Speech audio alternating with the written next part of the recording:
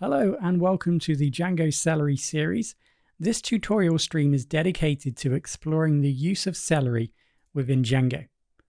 So we start by assuming that you might be new to Celery and development in general, and hope that by the end of this tutorial you will have deployed Celery and a message broker with a Django application. So as with all tutorials, you can skip ahead using the timeline in the description. So we're going to start this series by providing an introduction to Celery and RabbitMQ. So we're going to cover what, why, and indeed where you might use this technology within your projects. We'll then move ahead and install Celery and RabbitMQ on Linux. So we are using Linux Ubuntu here, so if you do want a Windows installation guide, then please just let me know. So next we then go ahead and build a Django application and integrate within our application Celery. So once we've done that, we'll then build some simple initial tasks so that Celery will execute those tasks. So this tutorial will serve as a baseline build for future tutorials in this series. So let's just think about the traditional request and response cycle. So serving web applications, we work with request and response cycles. So the user accesses a certain URL of our Django application. The web browser sends a request to the server. Django receives this request and then proceeds to process that request. So this request can mean that we need to execute queries or process data. So whilst Django is processing this data, users typically wait for a response. And while they're waiting, typically they can't perform any other actions. So typically we want to make sure that this wait is as less as possible. When we start thinking about more complex workflows or complex workflow executions or bigger workloads, maybe reports, big data sets, etc., here some potential problems occur. Of course, our server resources might not be unlimited. So when we think about that, that leaves Django to deal with all these lengthy processes, which in turn might affect the service that we're providing. Okay, so that was very generalized, but here enters Celery. So Celery can be described as a task or process manager. So more often just described as a task queue. Here we are essentially offloading task execution of heavy tasks. So here we can use Celery to have Django send tasks to be executed by Celery. The benefit being that Celery can execute tasks based upon demand or periodically using prioritization and executing tasks when resources become available. So one of the benefits of maybe having task queues is task queues can be distributed over different servers or network resources, while also ensuring that Django application remains available to users who are also able then to continue using the service whilst waiting for the request service to be completed. So here we have message brokers, or a message broker. So there's a little bit of overlap here when we start talking about message brokers. They can offer similar functionality to, for example, Celery and vice versa. So let's go with this. So we have Django. So Django's creating tasks and is creating task messages. So the message broker picks up these messages, which are essentially the tasks that need to be executed. And we'll put those in a task or message queue, So we have a message broker. So for example, we're going to be utilizing RabbitMQ. There's also Redis and so on. So these are the type of technologies that would be considered as message brokers. Now, on a wider scale in a network, a message broker can pick up multiple different types of messages and then utilize those messages to send off to technology such as Celery to then execute those tasks. So these Celery can be in a different network. Remember, these are offloading potentially from different servers to different resources to process these large scale activities and requests. So having a message broker in the network can be a centralized common platform to send and receive messages in the network. So here we're using Django and rabbitmq. So that's going to pick up the task messages, and then rabbitmq is going to then distribute those to Celery.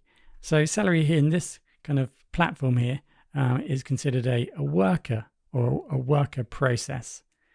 So that's a general overview here. So we have Django, we have then messages or task messages being managed by rabbitmq, and then these task messages then being sent to Celery, which is then going to put them into task queues to implement the actual tasks that are required.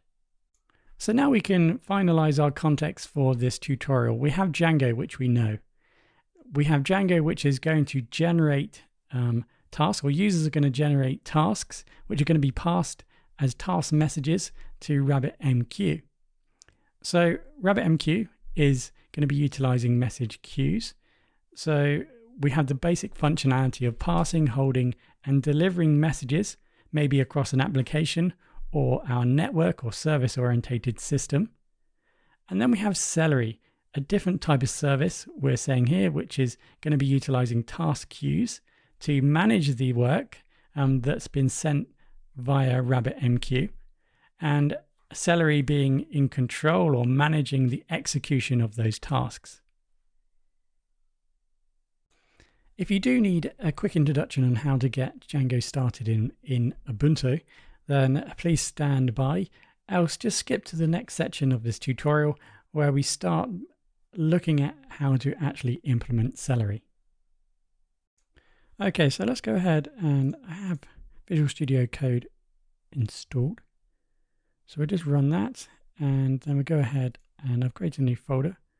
So open up a new folder in my home, call it Celery.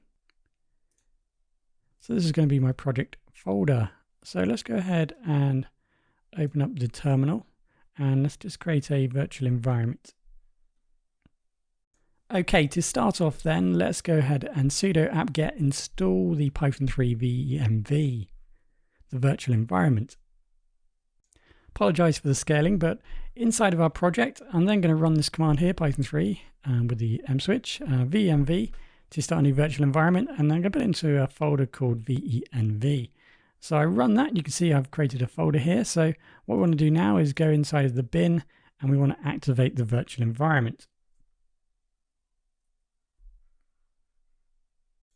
Okay, so next up, we then just need to activate the virtual environment. So I type in source venv, the folder, then inside the bin, there's a file called activate. So we activate that. You can now see I've got this venv to indicate that I'm now in the virtual environment. So now I can go ahead and start to think about installing Django. So let's go ahead and install Django. So pip install Django.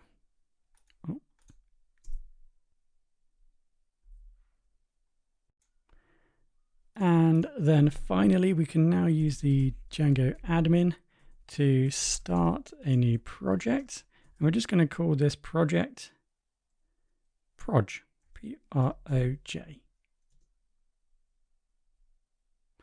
Now, let's remember to start this project correctly. So for example, you can see I've created a new project, and inside of that project, I've created a folder inside of that folder. So I want to use this directory here for my project folder.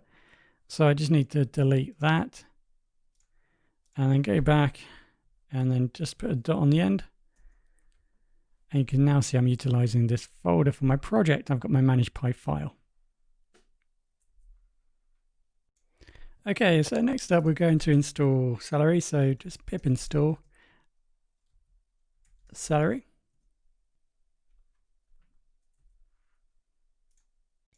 Okay, so now we go ahead and install our message broker. So that's going to be the rabbitmq-server. So sudo apt install rabbitmq-server. So run that command. So now we have rabbitmq installed, we can now actually start or enable the service. So we use systemctl enable rabbitmq-server. Okay, so now having enabled, we can now start the service.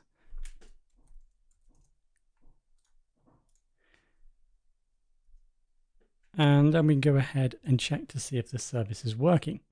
And for that, we just need to use the systemctl status and obviously rabbitmq-server. So that should give us some information, the fact that the messaging service is working, it's enabled. So just to quickly recap where we got to.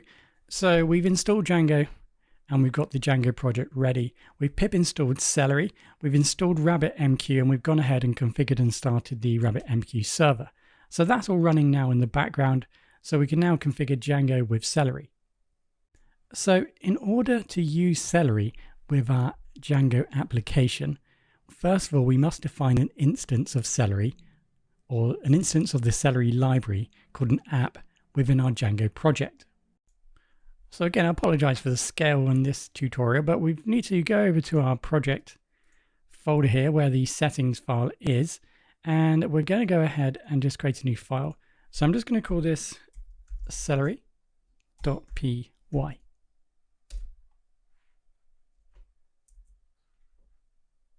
Okay, so let's build up our Celery module before we then create some tasks. So first of all, from future import, we import the absolute import. And we are following the celeryproject.org tutorial here, or the code from the tutorial for this, so that you have some sort of reference that you can then go and read. So this first line of code here, as it's suggesting, we first import the absolute imports from the future so that the Celery file or module won't clash with the library.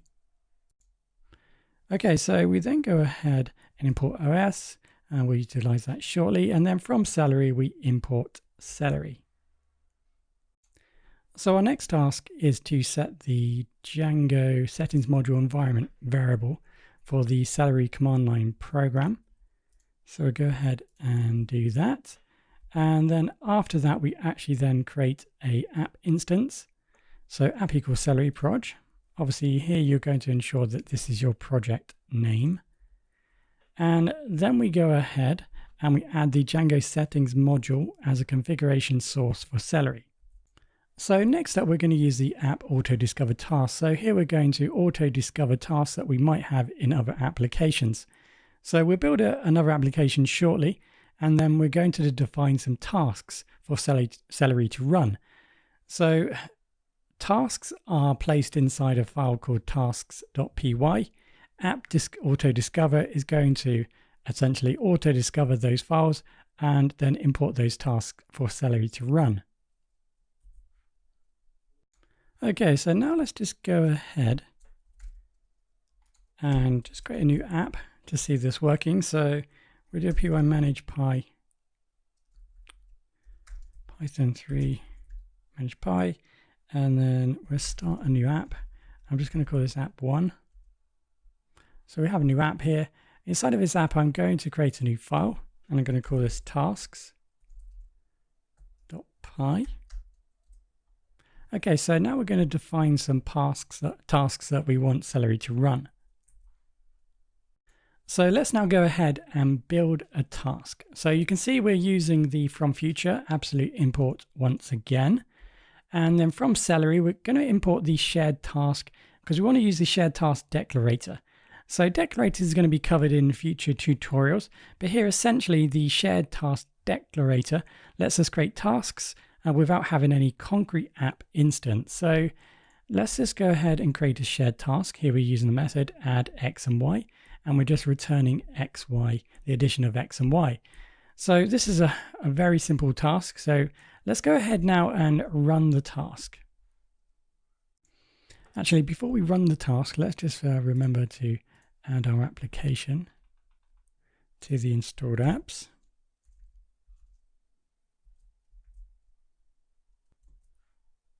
Needless to say, if we don't add the app to the installed apps, Celery won't find the tasks and run the task. Okay, so we've created a Celery instance here, very simple instance. We've used auto discovery tasks, and we've gone ahead and in app 1, we've created a very simple task. So what we can now do is turn on Celery. So we can turn on this worker. So Celery -a proj worker, and then using the switch L and then info. So I'll go ahead and start that. Notice that here it's turned on. Everything's going. We've got the apps, obviously the proj app, and then we have transport. So we haven't actually defined the fact that we're using rabbitmq. It's just utilized by default. So remember in the previous step, if we go back and open up the command prompt here, we started the rabbitmq-server. So it is utilizing that. We can test to see if that is true by turning it off. So if I go ahead and just stop that service, if we go back into our other terminal here, you can see that we now received an error. It cannot connect to our server or to our message server. So that shows that it is utilizing rabbitmq. So I'm just going to go ahead and restart the server. And then just go back into my application. Okay, so it's picked up the fact that it's turned on and it's connected back to the rabbitmq.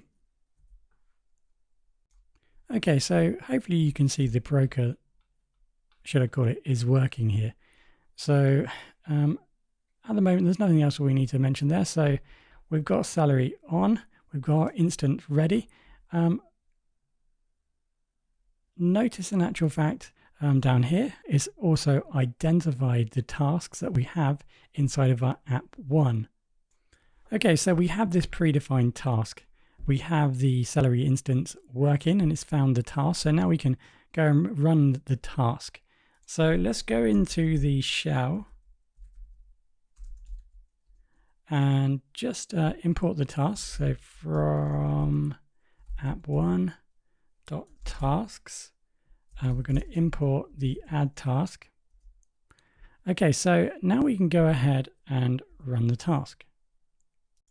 So Celery gives us two methods, delay and apply async, to call tasks.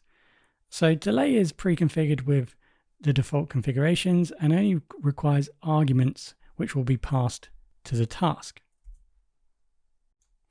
So let's go ahead and use add.delay, and then we want to pass the arguments 4 and 4.